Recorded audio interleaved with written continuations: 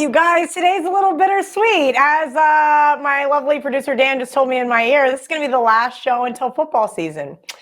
Well, it was a really fun run. Shout out to Ralph Michaels for, suggesting we do a college football edition of Bet On It. I am Kelly Stewart. Let's bring in Marco D'Angelo and said, Mr. Ralph Michaels. All right, guys, it's been a fun college football season, but this is the culmination, the national championship, San Diego State, plus 7.5, pretty much 7, actually, heading across the WagerTalk odds screen as we're doing this show live. Total 132.5. Lots to break down today. But first, I wanted to say hello to Marco, see what little promotions he's got going on over at WagerTalk, and then we'll head over and see what Ralph's got going on.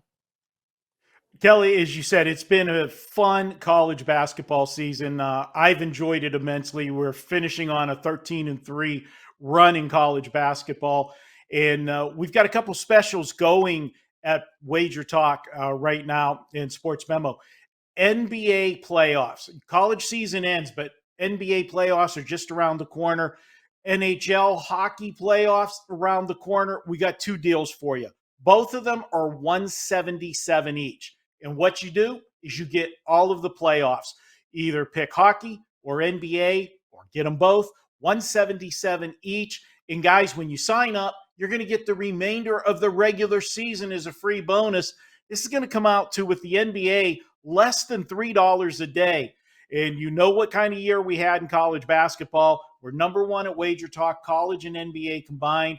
And if you go back to last season, the start of the NBA playoffs, yours truly, I'm on a 73-35 run in NBA action, netting 97 units for my clients. So pick it up, grab a rest of the season package in NHL or NBA. And Ralph, you did well with the NBA playoffs as well last year.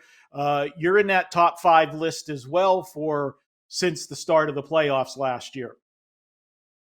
Yeah, Ralph, number 2 in the playoffs. Sorry, Ralph. Yeah, I was just going to give Ralph a little pat on the back, but I'll let him do a little self-promo. Well, first, I have to give a shout out to Marco. What a basketball season. He went back to the playoffs last year. If you just took this basketball season from the start of the NBA, include the college basketball, there's one capper that hit over 60% at WagerTalk. Congratulations, Marco. An incredible basketball run. My college basketball season was bittersweet. One of the poorest seasons I've had. NBA is going well. I'm happy with that. Number 2 in the NBA playoffs last year. And just to compound what Marco said, for you NHL fans, if you sign up for that 177 playoff special today, it's like getting the last 12 days of the regular season absolutely free. So much extra value. Make sure you sign up today. All right, let's get into that national championship. That's why you guys are here.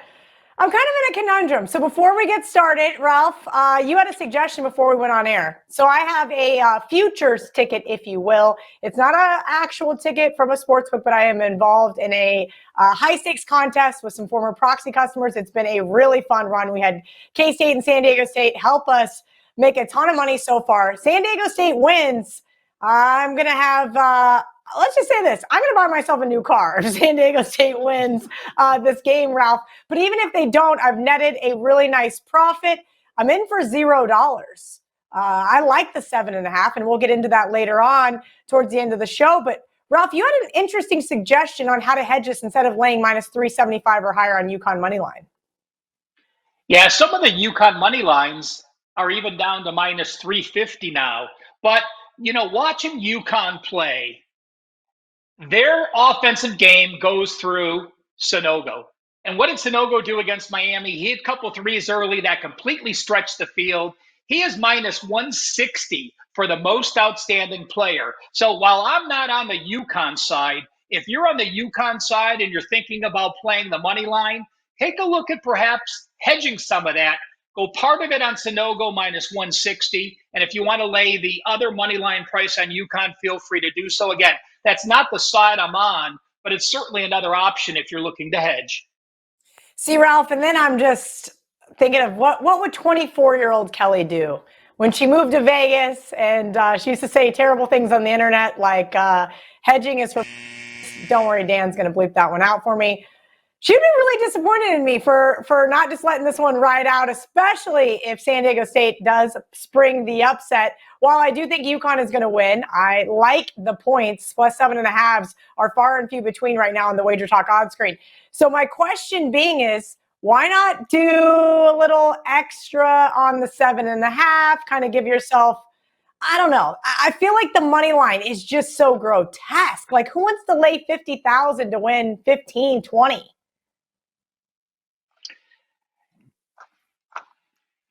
Go ahead, Ralph.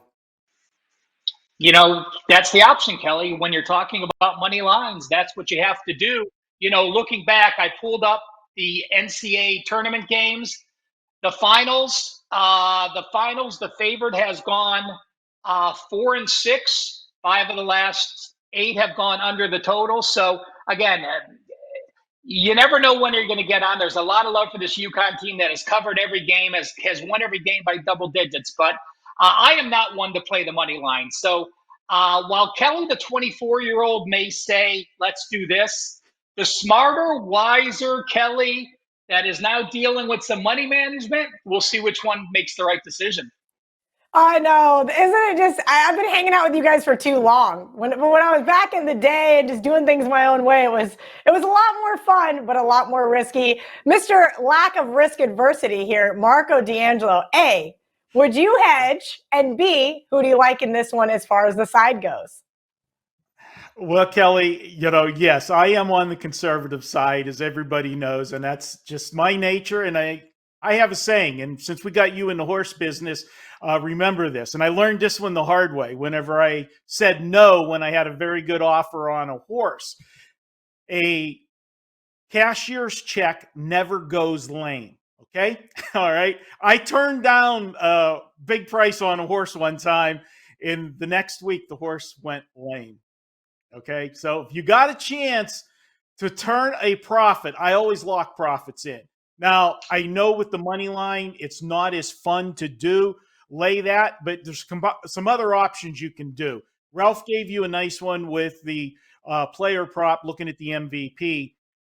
Maybe pray that Connecticut gets off to a slow start, that San Diego State jumps out of the gate, on a 6-2 run, 8-3 run, and jump in and get some adjusted line that you could possibly do that with. That's another option for you to do. Go in game with a little bit. Problem is, in game, you'll never get enough money to make the hedge worthwhile, because we know how that works with today's sports books and in-game wagering and limits and so forth. But take a little bit of profit, Kelly. Just that's Grandpa Marco talking, and Grandpa I know Marco talking. Okay, so here's the other conundrum. I've already gotten a ton of profit from every single time a team advances. I started making money on San Diego State in the Elite Eight, and so frankly, they shouldn't have beat FAU. And the fact that they did, I feel like I'm playing with house money. Lots to break down here, but let's get into it. Mark, I'm going to go to you first. We are basically talking best defense versus best offense left. And that's just because that's what we've seen all year. You've got UConn, who plays super up tempo. We know exactly what you're going to get from Sunoco, the big man. He's going to bully everybody in the paint. Aztecs, they were down early to FAU. The game before that, they were down to Alabama. I think it was by like 6 or 7 there at one point. I understand that this team doesn't have a lot of prolific offense, but that defense is absolutely smothering this team, seizes opportunities. They get good second chance points, and they create turnovers. I think 7.5 is a little bit too many here, and we'll break it down as we finish up the show. But Marco, talk to me about what we're seeing in the marketplace as far as lots of love for UConn. Of course they are. They have been just shockingly good. And frankly, they haven't had anybody really push the envelope outside of that first half versus Iona. Yeah, they haven't. And this is a team that's, blown everybody away by double digits, and that's why you're seeing this line that you're seeing. Now, granted, nobody really expected kudos to you for having San Diego State, But really, nobody had San Diego State going this far. Everybody was just bashing the Mountain West Conference at the start of the tournament because of what they have done the last 2 years. Every year they get 3, sometimes 4 teams in, and nobody was winning. Well, it started out the same way. All the Mountain West teams made quick exits except San Diego State. And this team is a veteran team. They don't get rattled. As you said, they fell behind in all of those games and still found a way to come back. And that's what good defense does for you. Now, on Saturday, Kelly, I didn't have a side. I leaned to FAU in the game, but I went with the total. And while most of the world was looking at the under in that game, I went with the over. And the reason I went for the over on Saturday was the situation. Everybody was talking about that defense and how good they are against the three-point defense. In FAU, I think, shot 40% from 3. I felt with a full week to prepare that Florida Atlantic was going to push the tempo. They did not want to go into a half-court game with San Diego State. If you do that, you're playing right into the hands of San Diego State. And with a week to prepare, I thought they would have a good game plan. They would push the tempo, kick it inside, and then kick it back outside for those open threes. And if they didn't kick it outside, they were taking advantage of scoring inside. Now, that's a concern for Connecticut because we know that they are so strong inside. They could get some easy buckets inside. But it's going to be the opposite. San Diego State can't run with Connecticut. They're going to slow this game down. That benefits 2 things, looking at the total and looking at the side. And San Diego State plays great defense. They play great half-court game. Connecticut can do that as well. What's missed in all of this, everybody looks at the points that Connecticut's putting up.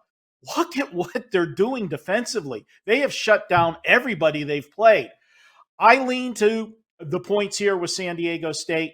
The 7.5s are disappearing fast. It was painted across the board everywhere, 7.5 this morning. And as we're seeing the money start to come in, the sharper money, the game is coming down because I can tell you the public is looking at this. The public doesn't want San Diego State. Connecticut has looked just too good. And coming into the Final Four, we said it on the show last week that the public has already crowned Connecticut the champion. And that is why you saw this line come out at 7.5. I think the line was too high, and that's the adjustment that you're seeing. The plus EV guys were waiting to see how high it got. It peaked at 7.5, and that's why you're seeing the buyback now. Marco, I just set you up. I wanted to hear you say your classic line. Take the better defense plus the points. Come on. Who do you think I got that from? All jokes aside, Kel. Ralph. I know I say it all the time. Megan making money makes fun of me every single show because that is like the thing I finish with, and I go, I just stole it from Marco. What do you want from me? Love to see it. Ralph, it looks like you're going to be on San Diego State as well. And as Marco mentioned, this is a very veteran team. In fact, Barstool Sportsbook put up a graphic yesterday that said this team was older than 5 NBA squads. That's pretty wild to think about, but it is very true. That COVID year, super seniors, whatever you want to call it, has really benefited this Aztecs team. How do you handicap that as far as experience goes, continuity, things like that? How much weight do you add to your handicap for the San Diego State team? Well, Kelly, let's quantify it. And Ken Palm has minutes continuity. This is coming into the season. So, you look at San Diego State, 36 starts, 36 starts, 36 starts, 37 starts, 37 starts. So only 3 games were started by a player that doesn't start every game of the season. UConn, obviously, a team that brought in many more people, their continuity number was 248. Now, the thing I will say this, when Marco left us hanging without saying the better defense plus the points, I'm going to quote Ken Palm's numbers again. And you look at defensive efficiency, while San Diego State is number 4, UConn is number 8. So it is not like there is a big difference here with defense. But the reason I do like San Diego State and I do like the under is because of the tempo. Now, FAU got off to a great start, which allowed them to push the tempo early against San Diego State. And we saw 140 plus points scored. You got to remember this, though. If UConn is slow paced on offense, and teams normally can press the pace. UConn does not pick up players 3/4. They do not pick up players half court. So teams get up the court and set their offense quickly against UConn. But San Diego State is not that team. They want to pass the ball around. They want to have 2 or 3 people touch the ball before they go. And with San Diego State, you never know who's going to be hot. They don't have a go-to scorer. You look at UConn, it's Sanogo or Hawkins. They're the leading scorer every game. I mean, you could pretty much write that down. With San Diego State, they've seen numerous players take over and score. You know, when I look at San Diego State, I also give them the edge when you're looking at the point guard. UConn had some turnovers against Miami. I think they had 14 turnovers. And while San Diego State plays great defense, they are not a huge turnover team. They forced their opponents to 19 turnovers per game. It may sound a lot, but it's number 114 in that range as far as defense goes. But I think it's tempo in this game. UConn on offense is number 245 on tempo. San Diego State on defense, number 346. And remember, there's 363 teams, so they are one of the slowest paced teams because they do force you to pass the ball and stop. I look at the athleticism, I make them even. You look at UConn, obviously the hotter team. There's only been 2 teams in the last 20 years that have covered every game in the NCAA tournament. That was Villanova a few days ago. And then you also have to go all the way back to Indiana and Bobby Knight that ran the table with this type of situation, winning every game by double digits. Again, part of the reason I don't have a stronger play on San Diego State is really the freshman, Klingen, 6'2". He has given Sanogo some rest. And when you could take your best player, pull him out of the game, not lose anything defensively, yes, you lose some on offense, he comes back in fresh and refreshed. If Sanogo hits a few threes early, San Diego State may get in trouble because that changes their offense. San Diego State, of course, an elite defensive team, especially the three-point shooting team. But as Marco said, Florida Atlantic made 9 3-pointers and shot almost 40%. I still think with this tempo, I think the winner is going to be in the 60s. Therefore, I like the under. And just so you know, for my clients at WagerTalk, I gave out a 1% play on San Diego State plus 7.5 and a 1% play on the under. But again, it is the Final Four, like the Super Bowl. Don't press a bet. Don't bet more than you can afford to lose just because it's the last game of the season. Make your bet that you like, be a fan, and enjoy, hopefully, one hell of a game. Ralph taking my PSA to close out the show, but let's kick it back to Marco really quick for any final thoughts on the national championship. Well, you know, Kelly, as Ralph said, that this has been an historic run by Connecticut. Think about it. Not only did they roll through this tournament, go back to the Big East Conference tournament. This is a team that in tournament play this year is 9-1 against the spread in all of their tournament games. So they're tournament tested. They get the job done. It looks like theirs to win, but we've seen this too often. If this game is tight late, advantage goes to San Diego State because they've had all these close games that they've played and fought their way back. San Diego State, you know, they got to believe they're a team of destiny the way they won the Creighton game and the way they won the Florida Atlantic game. So for me, I'm in complete agreement with Ralph on this one. I like San Diego State plus the points. I like the under in this game. Going to be a slow-paced game. And don't forget, Kelly, there's a different process for these teams when they get ready for the Monday game. They had a week to prepare for their Saturday game. Now, understand that they work on both opponents that they could face possibly on Monday. But it's a different animal when you're preparing for who you might play than who you're actually going to play, because things do change after what they saw on Saturday. You know, what did Connecticut do that they did well that San Diego State has to make adjustments for, and vice versa? You only have one day to do that. And this game is going to be slowed down. Both teams are going to go at a snail's pace, in my opinion. So I have no problem with a first half under and a full game under on this particular play. Enjoy the game. Thanks for watching us all year with football and what we did here for the college basketball. We appreciate everybody and take advantage of the NBA and NHL. There's still a lot of fun to be had with playoff action at WagerTalk and Sports Memo. Thanks for mentioning that, Hey, Kelly? Marco. I said that the other day. Really quick, Ralph. Let me finish. I said that the other day when everybody keeps talking about baseball. I go, excuse me, we can talk about baseball in July and August and a little bit of September. But full disclosure, we still have a ton of basketball to play and a ton of hockey. And oh, by the way, it's Masters Week. Ralph, go ahead. I just got to leave you with two TNA things. Remember, UConn 15-1 against the spread versus non-conference opponents. Some logs have them 16-0. They beat Buffalo by 20, laying 19.5 or 20.5.